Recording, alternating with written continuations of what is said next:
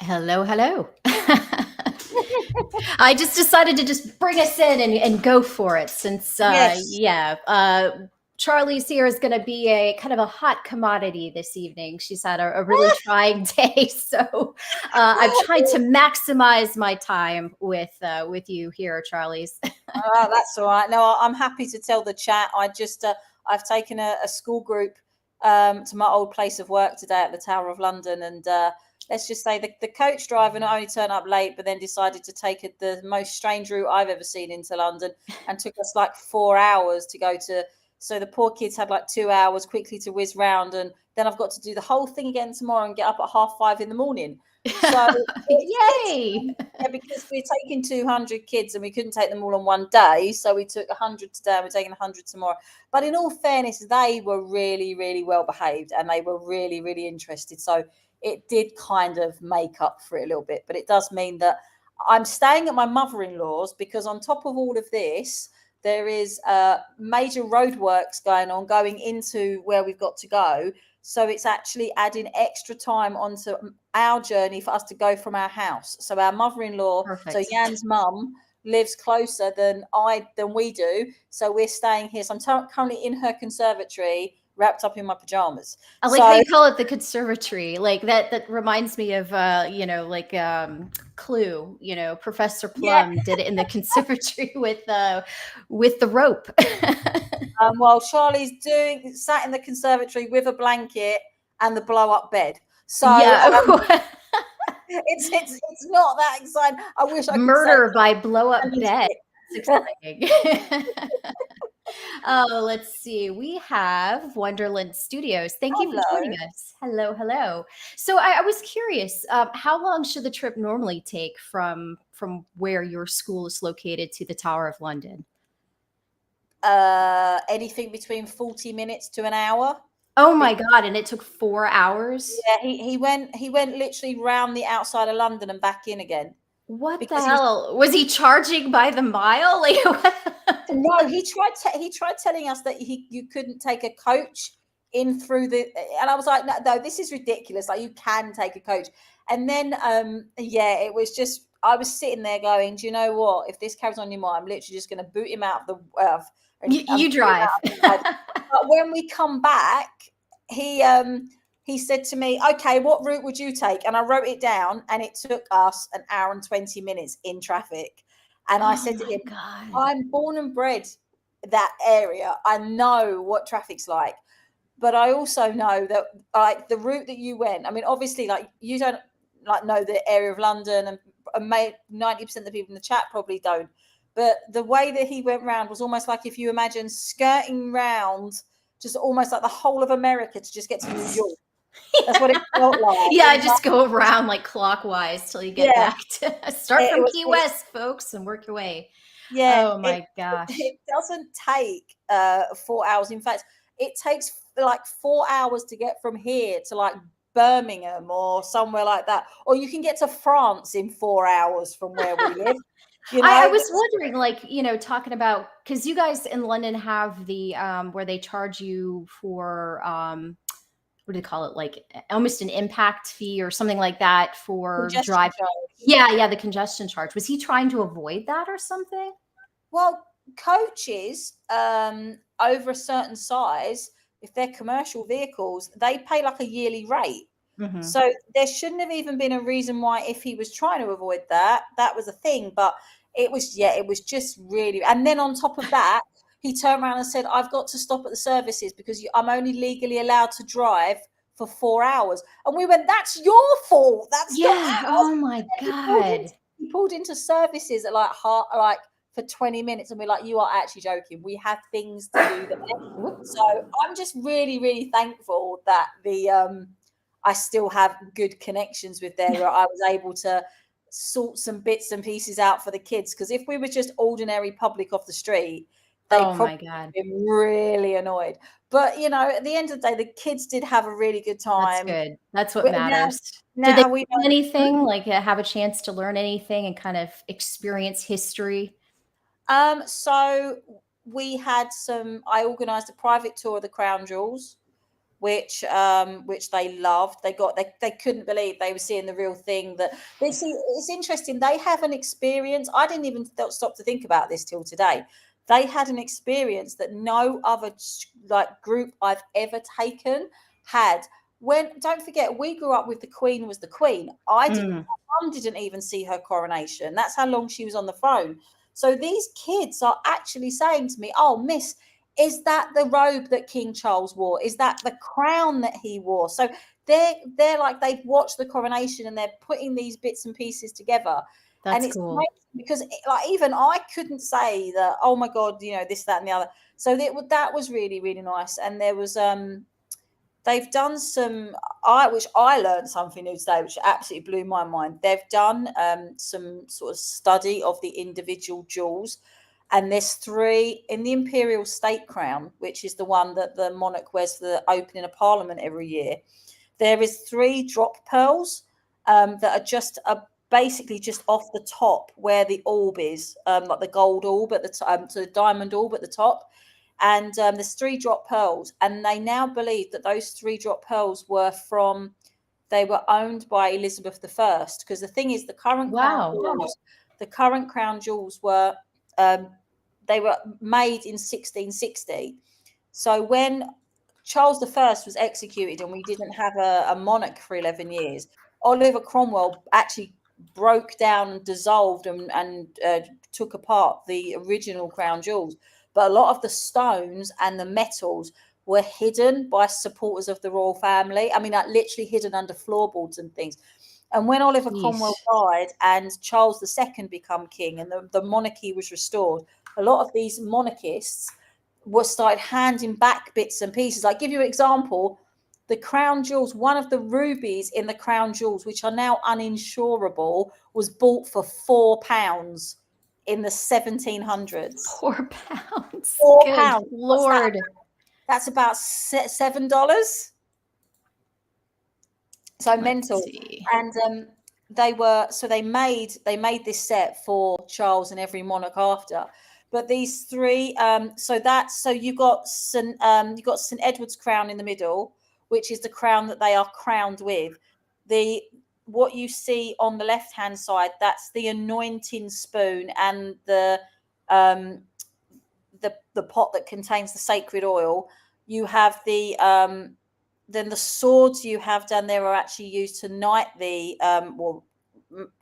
declare the monarch the monarch. The orb is meant to represent the monarch's place on the earth as holding up Christian values, because that's why the cross is at the top. And then the scepter is meant to be for equity, equality, and the rule of law. So the idea is This that is beautiful here. Look at that. yeah. So that's got the Cullinan 1 and the Cullinan 2. They are the only diamond in the world that has been perfectly split in half, because of the diamondier that was working on it was able to, basically they were so good at their craft, they were able to cut it straight in half. You can cut a diamond even a 1/10 of a millimeter wrong and it will shatter. So it's been so the crown that I'm talking about, specifically the one I was saying about so it's in the imperial state crown. So St Edward's crown, like I said, that's the one in the middle that is used to crown. So actually used to crown the king. Then the one that you see them sort of walk away with is that King Charles went up onto the balcony with. It's actually the imperial state crown. But so the imperial state crown has 3 drop pearls, and the 3 drop pearls were now believed to belong to Elizabeth I. And what's got even more interesting is the fact that people are now saying there's been a lot of work done on when her mother, Anne Boleyn, was executed. People thought Elizabeth just kind of switched off from her mother's memory and was too scared to talk about her because of this shame and disgrace. But now there's been a lot of added research done and things they found in archives where that's not the case. She did very almost like Easter eggy little things around her court that made people, her make connections to her mum. And they're Right. now wondering, were the 3 drop pearls in this crown that belonged to her, were they actually the 3 drop pearls on Anne Boleyn's famous bee necklace? Wow. So the really, really famous necklace that she had, were they was the actual necklace broken down, but the pearls were kept, and is that the pearls? So, but the problem is with pearls, because they take so long to form, it's very hard to carbon date them. Mm. So there's no Yeah, way of. what would they have to do? Would they have to, like, chip a little piece off or something to do I that? assume so, but I don't think that they would do. Don't It's mess with the family jewels. No, no, quite literally. But it is so. I mean, they were really fascinated by them. Then we went to like the scaffold site where there's a memorial now to the people that were executed there. Mm. And just what was nice was I took a group round that wasn't part of a bigger group. It was a smaller group with some children who sort of had issues with stairs, or there's one boy in a wheelchair. So I bespoke the tour for him. It was mental to actually think about all this stuff still coming back to me after not working there for so many years. And That's talking, right, I forgot that you used to work there for a while. Yeah, that's so yes. awesome. So I used to do tours. So all of a sudden, I'm like back in like tour mode, like the script never. It's so weird, and yeah, and it was lovely bumping into people I used to work with, because the kids love that. They're like, oh my god, we feel like we're getting Mhm. something that's a bit behind, behind the scenes sort of stuff. So yeah, it was a lot of fun. It's just a very tiring. Like I said, I've got to do it all Yeah. again tomorrow. Have that same energy, right? Oh Hmm. my goodness.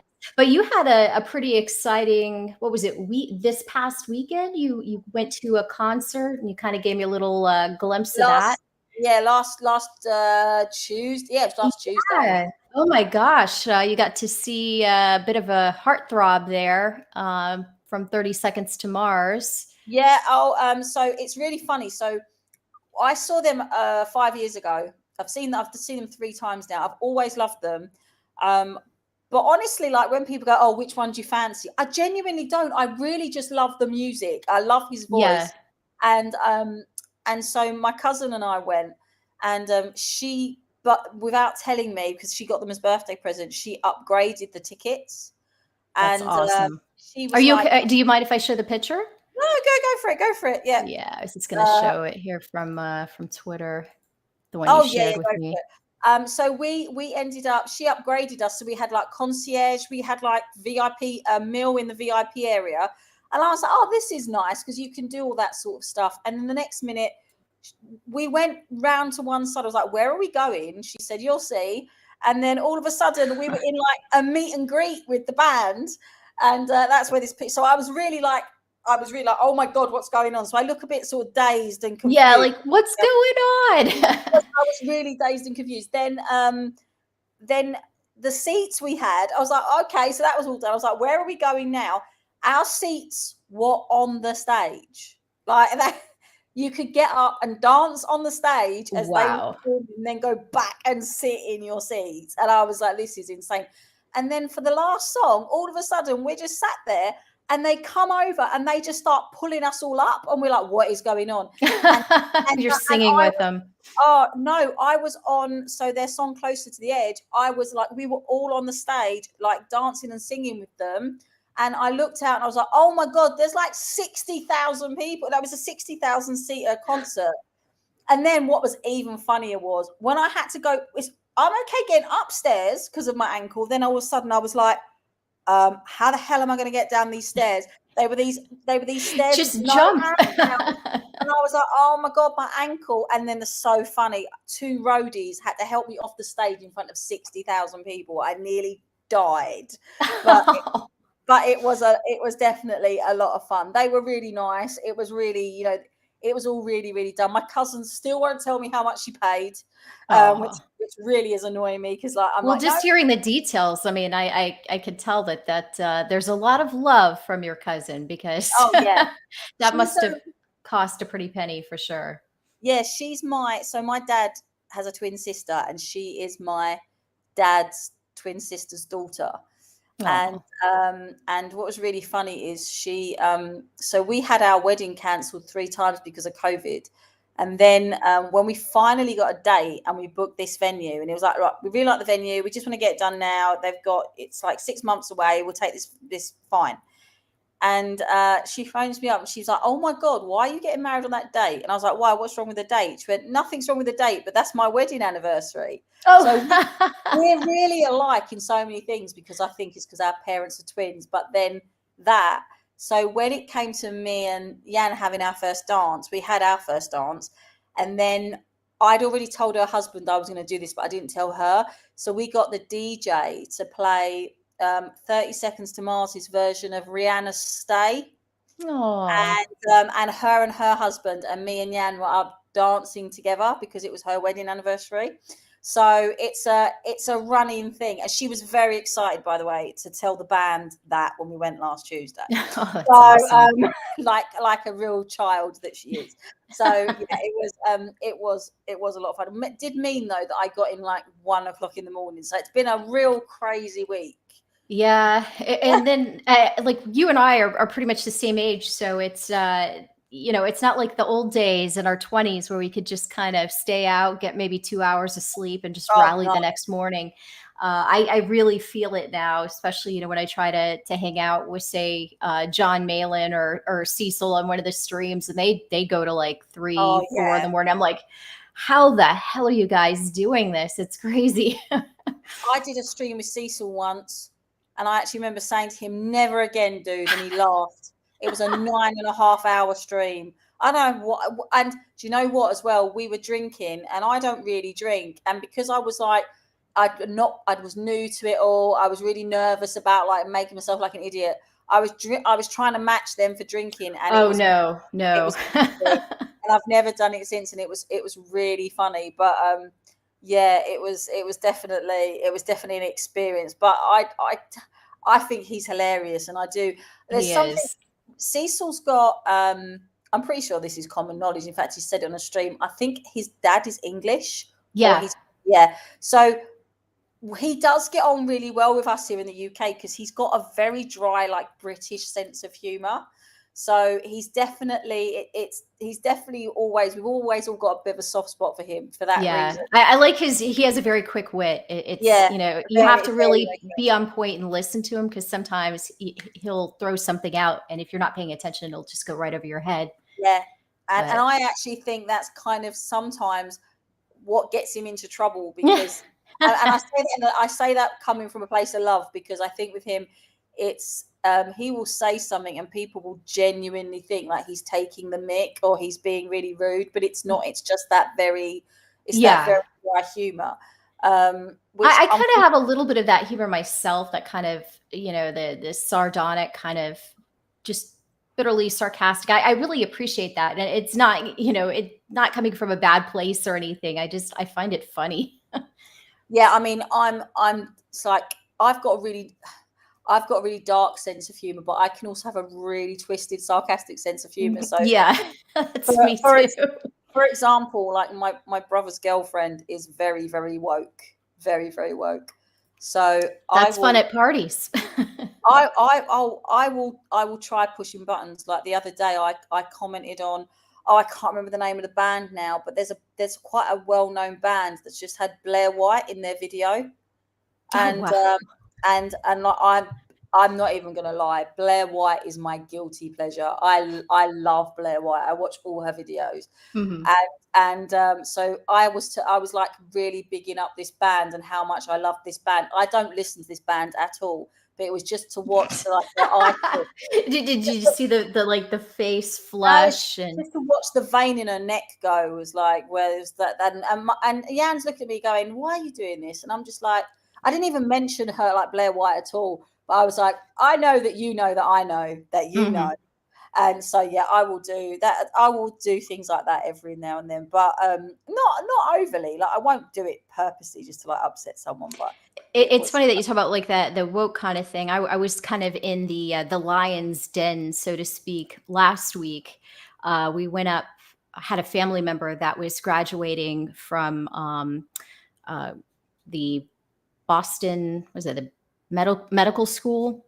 mm, And she's a scientist. She's a very brilliant girl, and so she was getting her doctorate, And so we went through the commencement ceremony, which, my God, it seemed to go on forever. It was, They do. yeah, Yeah. like between 3 and 4 hours. And Yeah. it was outdoors, which, if it had been in Florida, I think I would have killed myself. But they don't have quite the humidity that we have here. Here No. today, it was just so oppressive. But they had a tent, and they had a little bit of a cross breeze coming through, so it wasn't. It started around noon, and it wasn't too bad until it started to become late afternoon. And so it was in Worcester. I guess they pronounce it Worcester, but it Mm. looks like it's pronounced Worcester or something like that. But I guess part of the British roots, Yeah, when it all is the Worcester. settlers went up there. Um, but anyway, an interesting bloke. I think he went by the name Salvador or something. But yeah. So anyway, we were sitting through the ceremony, and I swear, I think I heard the term equity thrown around probably about 200 times, and inclusiveness and this and that. And it was just, I was like, I'm really in the lion's den.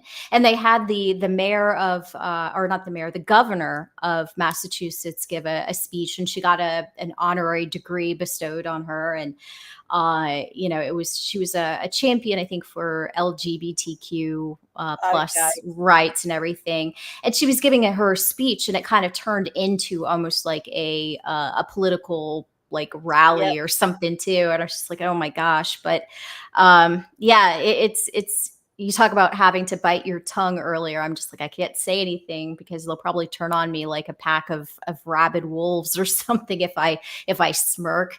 Yep. A couple of times I'm just like, all right, don't say anything. Just sit there. Stare at the floor and wait for your time to leave. Yeah, no, I get Yeah. that. This is another thing that made me laugh today when I was in the Crown Jewels, because people think they invented all of this stuff. Inscribed on the anointing sword that's over 500 years old is the phrase, well, no, about 350 now, is the phrase of the monarch must uphold the equity of their people at all times. Not Hmm. only is it using the phrase equity, but it's also saying there, as in more than one, or in way of talking a pronoun. Well, you lot didn't invent this stuff. It's been Yeah. around for a very long time, Yeah. and I this whole stuff about being on the right side of history, you're not going to know you're on the right side of history till your history and someone has to study it. So Yeah. trying so hard to, if you're not doing anything in this world because you want to do it, then your efforts are fruitless, because if you're just doing it to get to be the center of attention, when you're judged in history, you're going to be judged for exactly that, not actually making a difference, but just trying to commentate on what's going on without actually being part of it. Hmm. Well, I think about the people that championed Marxism and everything, and Yeah.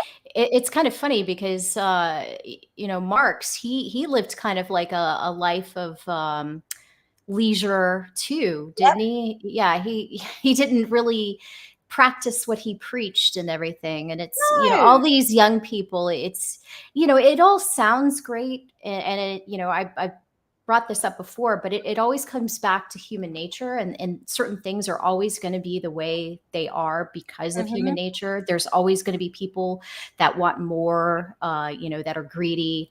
So they're going to find a way to get the most they can with the least amount of effort. Yep. And the young people, I get it. They're idealistic. They want to be better than their parents and their grandparents, and they want the world to be a great place. And then there's nothing wrong with that. But they get so indoctrinated with this, the propaganda and everything. And we've seen in history that it hasn't worked before. But it's No. always this concept of, well, it's because they didn't do it right. We'll get it right this time.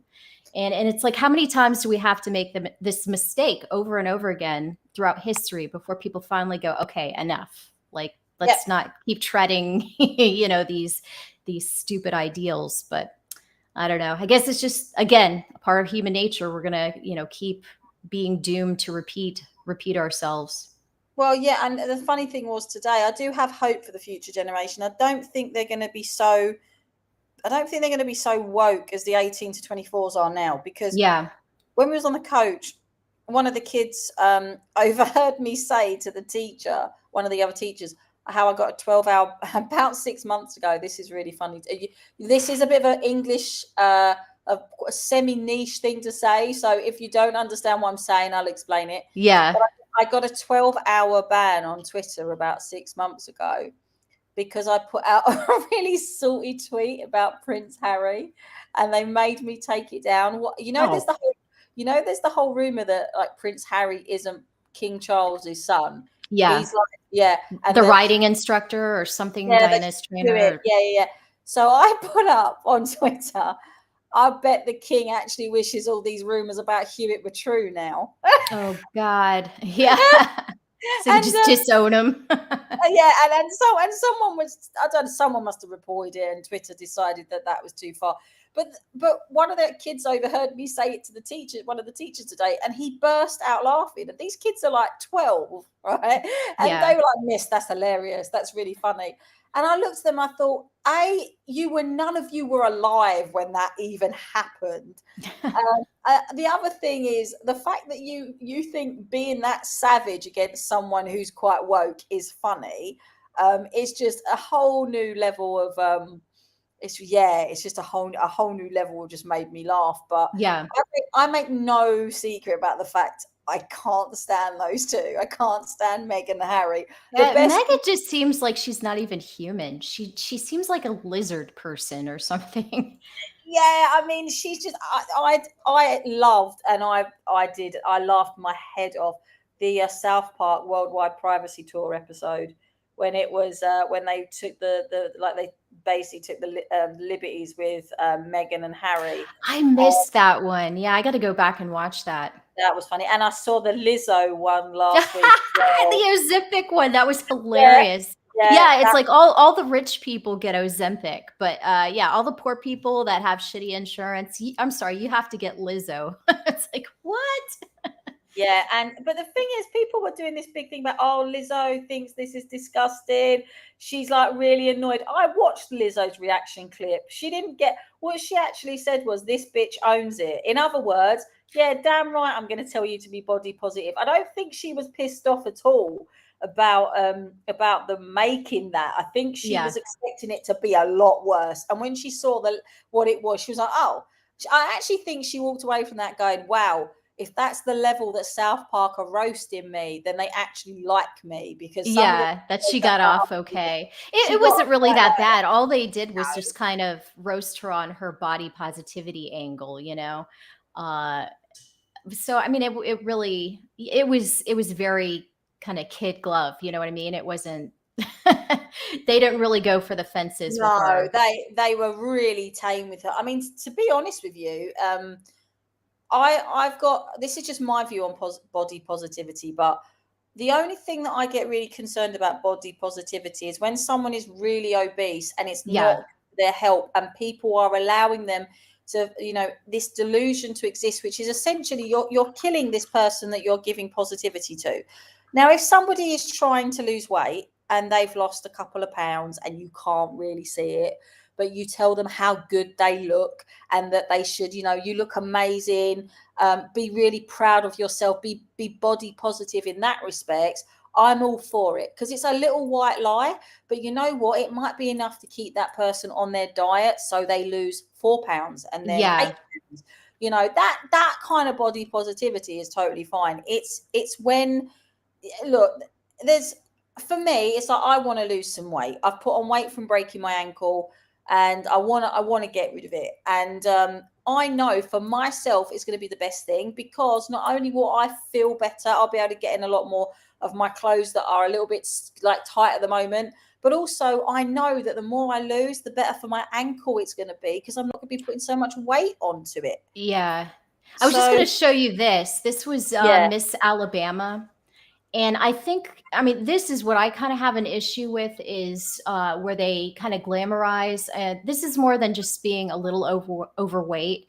She's in the territory, you know, where she's going to have to, I mean, where she's going to start dealing with health issues and Yeah. whatnot.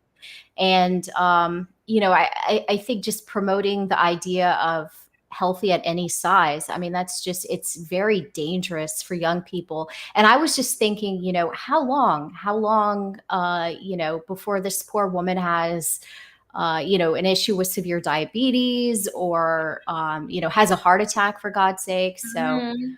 um, yeah, I just, and these other women here, you know, they have to be thinking, I worked, you know, ever since I was a little girl, I was in pageants and I did this. And then, you know, then they have this bit of virtue signaling is basically what it is, to just try to, I guess, check another box. You know, Mhm.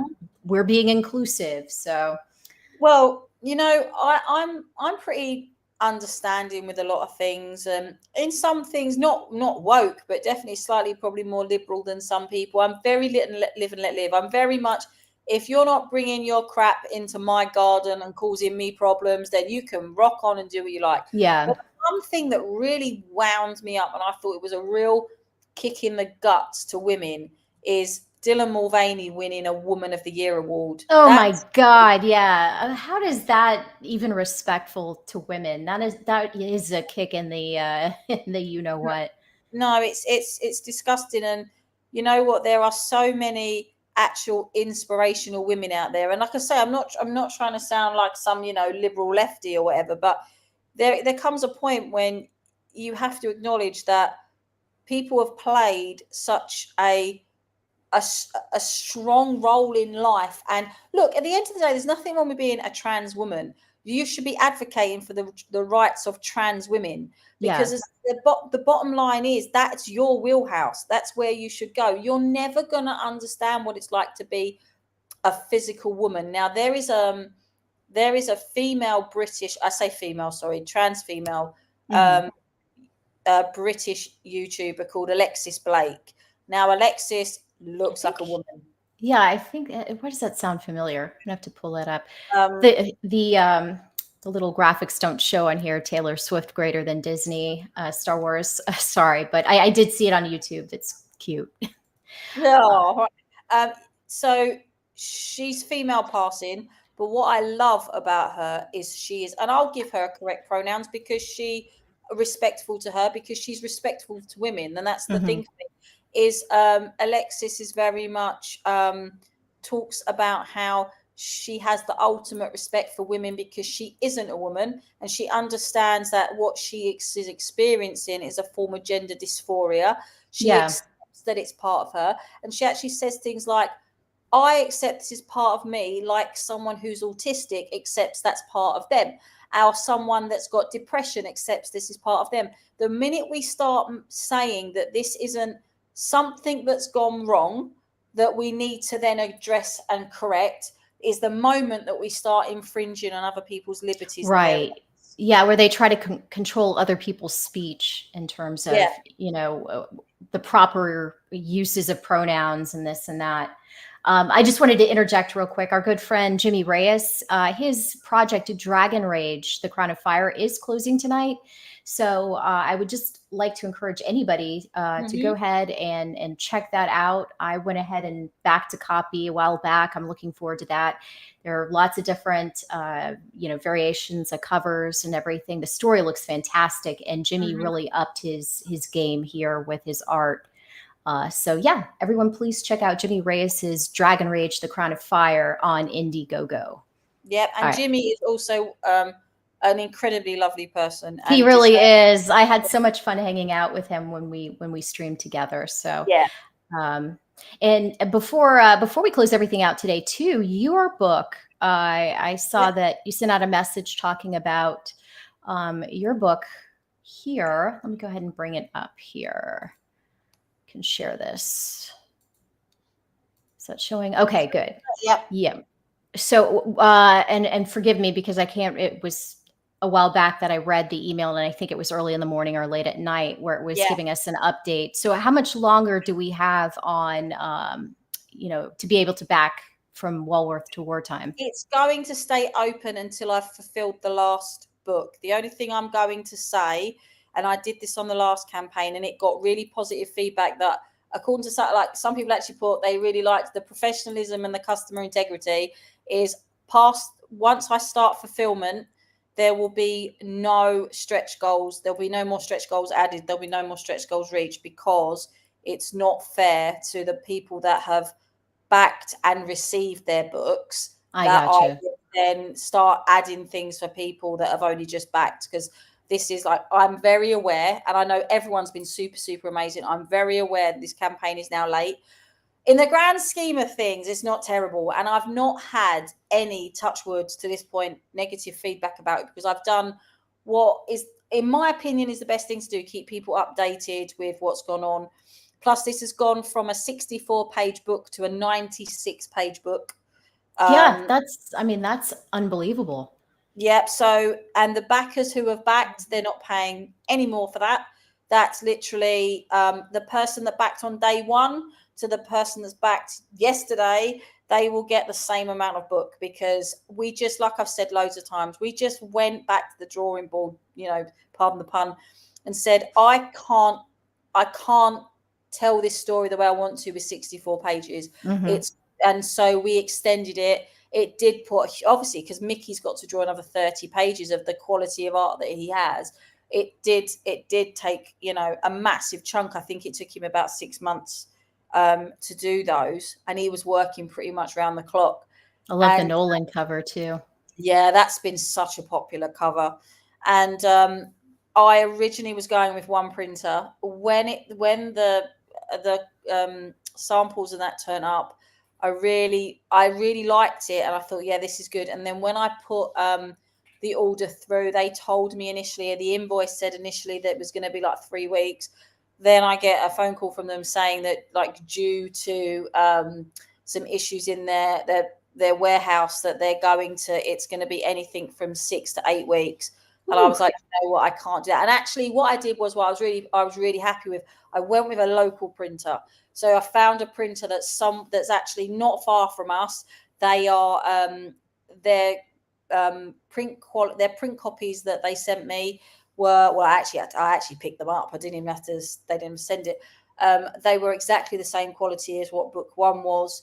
I feel really good, because I'm giving it to it's now going to a local company. So I'm keeping it very much like a local business thing. It's not a massive commercial company. It's Hmm. very much, like a family run business. Right. And so that's going to be between 3 and 4 weeks. And like I say, like, just putting them updates out, people have really they've been really appreciative. The comments always get likes. People are always saying, we totally trust you, what you're doing. So I'm really, really grateful that everyone's been so patient. But I will stay, if people want to back it right up until the moment it closes, that's more than fine. I won't close it the minute I start fulfillment. The reason I won't is because there'll be people that have come around here that didn't know about my book Hmm. one. They're Yeah, new. new people all the time. Yeah, and they won't trust necessarily what they're seeing until they start seeing it turn up on Twitter. And I saw that with the first one. People start seeing people get the book in their hand. There's a jump in sales. And I really say to people, don't shut your, in my personal opinion, I know everyone's different, don't shut your campaign when you start fulfillment. I know on one respects it's easier for you to manage numbers, and I get that, but you could lose potentially out on some really some good sales, Hmm. because when people are very old school, if they start seeing it get into people's hands, then they realize your product is out there. They like the quality of what they're seeing. They Yeah. like the reviews that they see that you're getting. They will back it. Based So on your experience, how long did you find was the sweet spot for keeping it in demand, keeping it open while you're fulfilling? Um, what I did was, I've not seen others do this, but please, guys in the chat, anyone on socials, if you saw this differently or you've done this different, let me know. But what I did was, So when I started to run out of one particular variant, I just shut those individual tiers down so that I was left with what I had the most of. Hmm. And except the 24-hour cover, I never put that back up because it was, like I say, it was a 24-hour for people that backed it originally. So for me, the sort of sweet spot, if I had to pick one, maybe 2 weeks after everyone starts seeing it turn up on social media. And that's when you do get a little bit of a spike. Yeah, yeah, I could see that. Yeah, so I think that's about that is about right. But yeah, that's how I did it last time. I started to shut down the individual tiers, and then when I was pretty much down to, I think it was Carl Stefan's cover, I had about 5 issues left. What I did was, because I tried to cover all bases. When I went anything below 10 covers, I shut the tiers off. And the reason I did that was because I wanted to keep a certain amount back, that if people's books didn't turn up or they turn Hmm. up damaged, I Yeah. had copies to be able to send out. So I never sort of sold it right down to my last couple of copies. Because believe it or not, a year ago now, I did have someone contact me say, "I'm really sorry. I don't want to be rude, and I know I should have spoke to you before, but my book never turned up." And I was like, "Your books never turn up." Oh my God. I finished fulfilling them 2 years ago. But you know what? I had some copies and I just sent it out again. So you never know Were what's they going to happen. overseas or were they in the Yeah. States? Or They yeah, no, they were in Germany. That was in what was weird Germany. about it. That was what was strange about it. But I will say a little bit of warning to anyone listening who is fulfilling to Europe. They have some very, very funny customs regulations. So when you Hmm. are, and Graham Nolan will tell you this because he was actually the one that pointed it out to me. When you have to fill out the docket on the front, always put it down that it's a gift. The reason for this is technically by the law of what crowdfunding is, Yeah. it is not, they're not buying your product, they're buying a stake in you being able to fulfill this business proposal, and Hmm. you getting a book is almost like the fruits of that labor. So in the actual legit, like the legality of it, what you are giving them is a free gift because of their what do you call it, their faith that you want to Yeah, get their belief, their written. support and what Yeah, you're doing. Yeah. yeah. So because if you start ticking that, like, it's a book, it's this, they've such funny custom regs that they can do you for extra shipping, or they can hold the item until you've paid the additional postage. But if you put it through as a gift, because don't forget, all of those, when you ship any book, you never put, we never do put invoices inside, like a receipt of what they've bought, because that's That's all on true. your Indiegogo Hmm. from when you've purchased, when you've fulfilled it. And a lot of people, when they send the tracking, that's where the tracking info goes to. Hmm. So actually, if they was to open that, there's no proof it's a purchase. And it was actually him that told me to do that. He That's told very me. smart. How's Mhm. your here in the States, Yeah. it's notorious. The post office has just got, become horrible. Uh, Hmm. it's the same over in the UK. Hmm. Do you guys have issues? Because I've even received stuff, that are in the Gemini mailer, and they've like just manhandled it in order to shove it into the post box. So uh, No, I will say everything that turns up here, the Geminis turn up totally pristine. that's So good. no, that's not the issue. Is the amount of money is. Hey, Hojo. Hey, Hojo. The issue is the amount of money. It's nothing to do. So when I fulfilled, when I launched this campaign, a couple of people said to me, "You're charging £7 for UK postage. That's really extortionate." I said, "It's not, because it might only be £4.20 now, but it's going to go up twice by the time I fulfill. And if I don't charge more now, when it comes to fulfilling, the problem I will have is I will technically be in the red, because Hmm. everything that I've, you know, I have to make sure that I've got a certain amount put to one side in case I have to order more books, or in case I have to send something tracked, or in case I have to order something else, or I have to do something else. So you always need to make sure there's like a financial cushion when you're doing these campaigns. Yeah. Yeah, So a lot of people don't really realize that it's not easy being in business, and that's, that's what this is. There's yeah, just so many hidden costs. You could try to plan for everything, and there's always going to be something that, you weren't able to account for. no, but the irony is that person that contacted me about the postage, someone in the UK, then messaged me about 2 months ago and actually said, um, I just want to let you know that I apologise that comment I made, because actually now it's £7.20. Oh So my God. you're actually 20 pence under what you should. And I said, yeah, I wasn't. I'm not doing it to try to make a profit out of the postage. I'm Right. doing it because I know when they increase the postage, and I'm going to have gone through 2 cycles of increase by the time you get your book. So I'm just trying to think logically. Nobody makes profit out of postage. It's so extortionate anyway. If you was to try to make a bit of profit out of it, people they wouldn't back you, because the amount of money involved in the postage would be more than the book. Yeah, good point. I know, like, sometimes with certain creators over here, they really struggle with it because, on the other side of the pond where you guys are, they're having to spend what, like 40, $50 sometimes Yeah, to get the product. And it's just like, wow, I mean, it is what it is. What are you going to do? yeah, exactly. No, it Let's really see. is. Uh-oh. Ocean View Refugee. I like that name. At Abra, love the comic reviews and Camelot videos. And at Charlie, and love your love for Chaplin. Sorry, I'm like out of it today. And the No, way don't you speak worry. British is way hotter than Captain Chokeout. The way you speak British. Yeah, well, we are from very different parts of Britain. The irony is that I'm actually from. I am a Cockney. Like, I'm born. I am with the how you work out the law of what a Cockney is. I am an actual Cockney, which is really funny because I don't think I sound really like, all right, governor.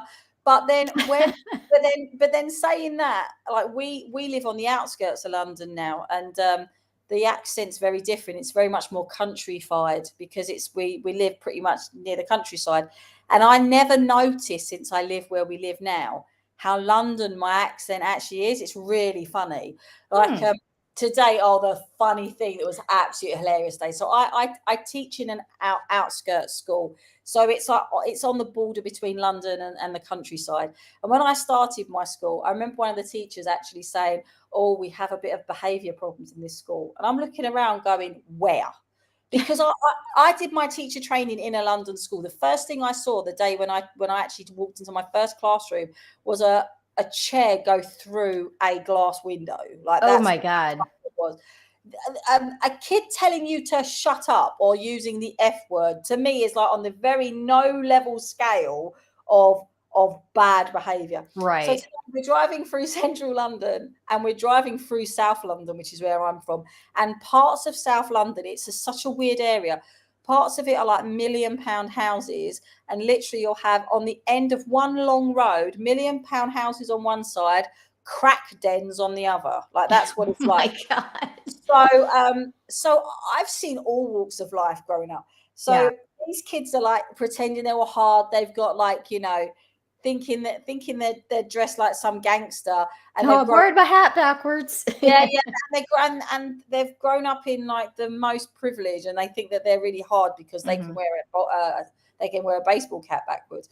And as we were driving along in the coach along one road, there was literally somebody, like a couple of police officers, had, like, threw this guy onto a car with these handcuffs behind him, and he's calling out, "You don't have a right to do this. You can't arrest me." And these kids all looked like, literally, like someone had scared the life out of them, like they'd seen Freddy Krueger or something. And as the coach is going by, they're like staring at it really in slow motion. And one of them looked at me and said, "Miss, you're not even like flinching. You're not even," I wasn't even looking up from my phone. I was like looking at something. And I looked at them, I said, "How many times have I got to tell you?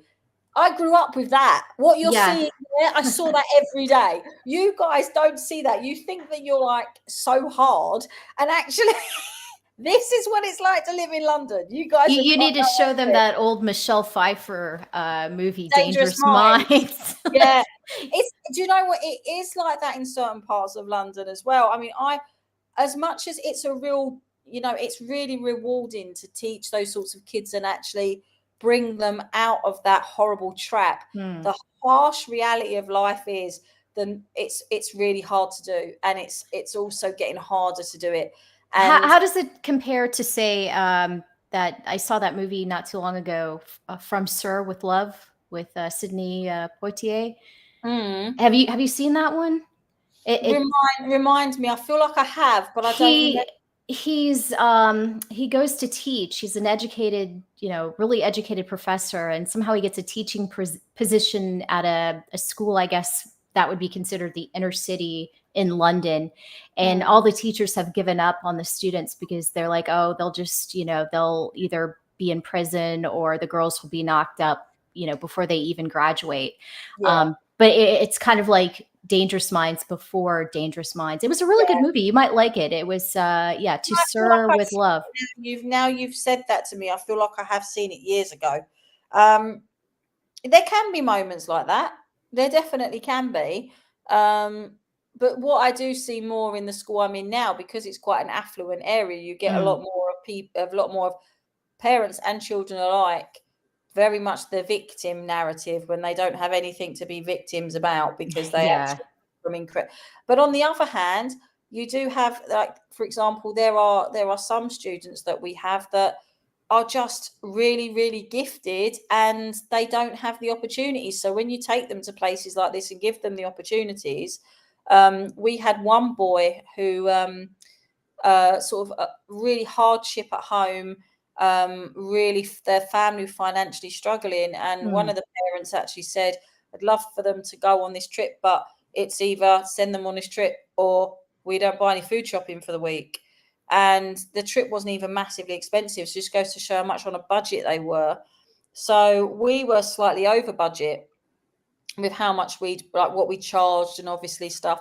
And we actually ended up giving, I mean, the only student we did it to the whole trip, we Oh, we gave him a free placement because we said that he's consistently good all year, he's really good with the subject, and we gave him the placement. And his mum couldn't stop saying thank you. And he every quiet opportunity he was getting today, he was going, thank you for this, miss. Thank you so much. oh, And that's for me, um that's the moments of when it's really important, is that sort of time. Because um you know I very much doubt any teacher does the job for the money. Because yeah, all right, yeah. the money is not what gets me out of bed in the morning. It can't be, because it's not, it's not CEO salary, it's not stuff like that. It's a very honest wage and a very Mhm. hard working wage, and that's pretty much it. Yeah, it's uh, they cannot pay teachers enough as far as I'm concerned. Because I mean, you literally have the responsibility of molding these young minds and help shape them to become the adults in the future. Yeah, So, I mean, it's just sad when some teachers come in and just kind of phone it in, but yeah, they really need to do something more for teachers. And it sounds like it's not just a problem, here in the States, but I didn't realize that there was the same issue over in the UK as well. it is and it isn't. We don't seem to. I mean, I get really really annoyed when I see things on social media that makes it look like our schools have gone like really really woke, because actually it's not a thing. It Mm. might it's what these videos that I'm seeing, I can honestly say to you, I could look at them and go, I don't know a single classroom that's happening in. I mean, we've got, it's Pride Month, and there's some pride flags up in the school. But then saying that, there was crosses of St George up for St George's Day, there was a Christmas tree up at Christmas, there's Hanukkah candles up for Hanukkah. Like, they do it for everything. My That is problem good that they do that. That's what I like, when they can incorporate a little bit of everything. Yeah, and I don't have a problem with them doing it for all of it, as long as they are consistently doing it for all of it. The Hmm. problem is when you see these schools are not doing all of it. They're Yeah. just picking and choosing, and that's like totally wrong. It's like my school has not got involved in the whole like Israel-Palestine thing at all. Like there's been absolutely zero. Even when it came to when it was Holocaust Memorial Day,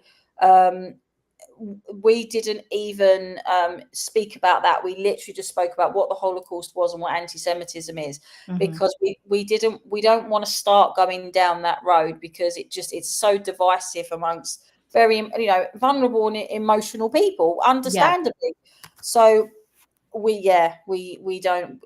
I personally feel that there is a light at the end of the tunnel with this stuff. It's just that, like everything else, it goes in these stupid fads and cycles. Yeah, That it does. exist.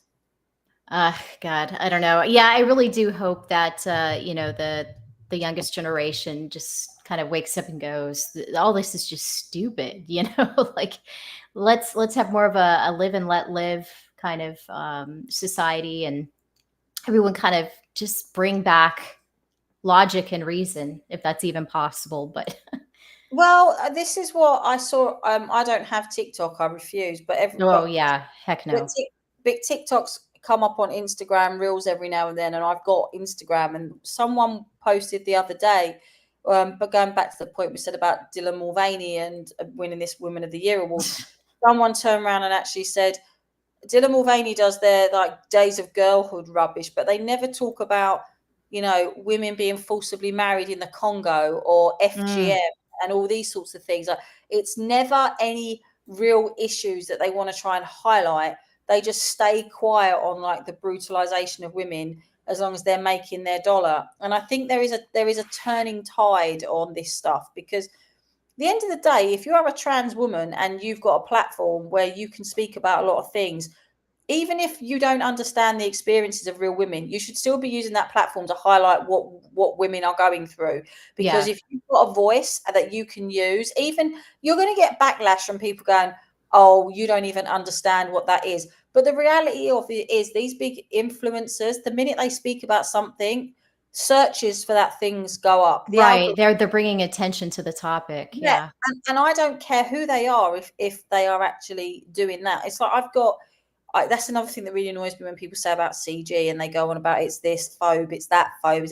It's not. A lot of it is just real common sense, that people just don't want to actually acknowledge that it is common sense. Certain things are common sense.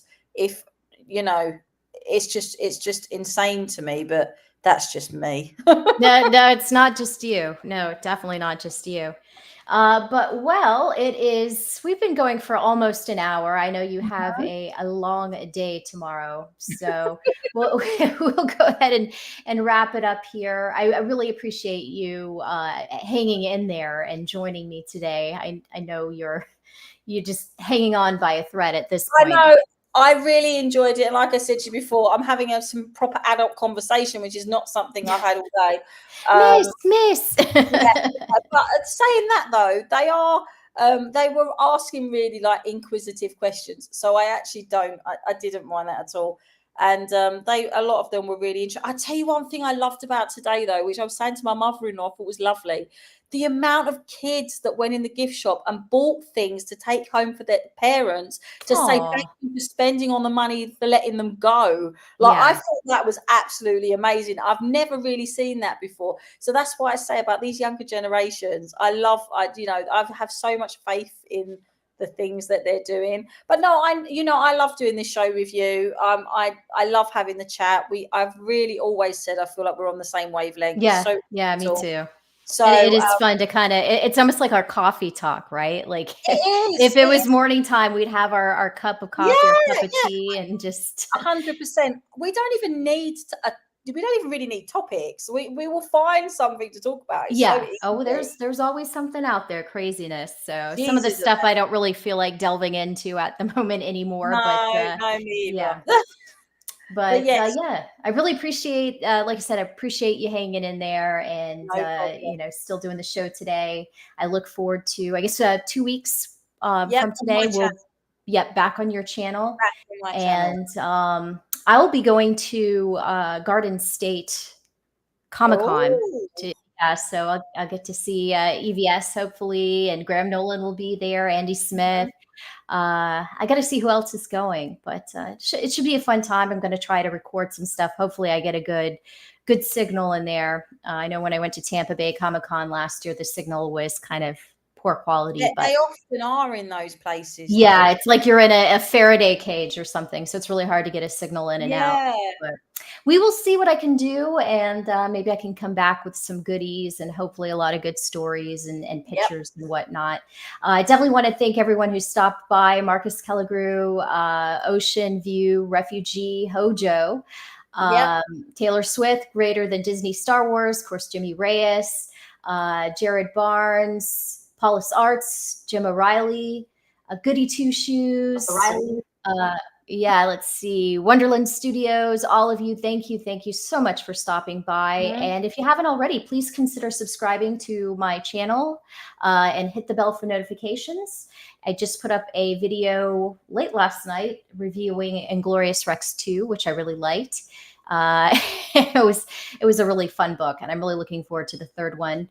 Definitely do the same with Charlie's channel. Please give her channel a sub. You. Please check out her Indiegogo campaign that is now in demand. The Charlie's London sequel from was it Walworth to All after wartime. Yep. Wartime? Yes, thank you. And until next time, I think that will do it for us tonight. Maybe I might see if anything's going on tonight. Maybe I'll be a masochist and grab a scotch or something and jump on one of the streams tonight. But I don't know. We'll see how it goes. The thought of But doing that is just making me feel tired. You go and enjoy yourself. Right. it'll take a little bit of scotch for sure. But thank you everyone, and we'll see you again real soon. And bye. Yeah. Play that out. 50 sets off of me. I've had enough. Get the hell out of my house. In Jesus' name, I pray.